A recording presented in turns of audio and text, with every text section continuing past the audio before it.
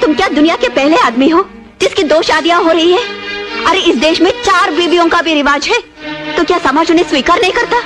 अरे करता होगा, लेकिन मैं उनमें से नहीं हूँ। मैं अपना प्यार नहीं बांट सकता। बांटना कैसा? घर में भाई हो, बहनें हो, माँ बाप हो, रिश्तेदार हो, वहाँ तो प्यार नहीं बढ़ जाता? पता नहीं पति पत्नी के मामले में ही प्यार क्यों बढ़ जाता है। जब मुझे तुम्हारी दूसरी शादी से कोई एतराज नहीं, तो तुम्हें क्या परेशानी है? पर इन्हें हमारी परवाह कहाँ है?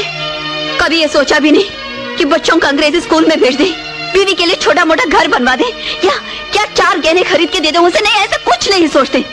पता नहीं ऐसे बेकार आदमी शादी क्यों करते हैं। हाँ, बेकार हूँ, बेकार आदमी हूँ मैं, और इतना ही कमा सकता हूँ, और इसी में गुजारा करना पड़ेगा, समझी? ज्यादा बकवास की ना तो मैं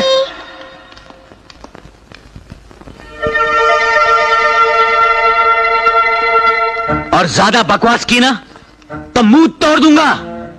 2 करोड़ क्या, कोई मुझे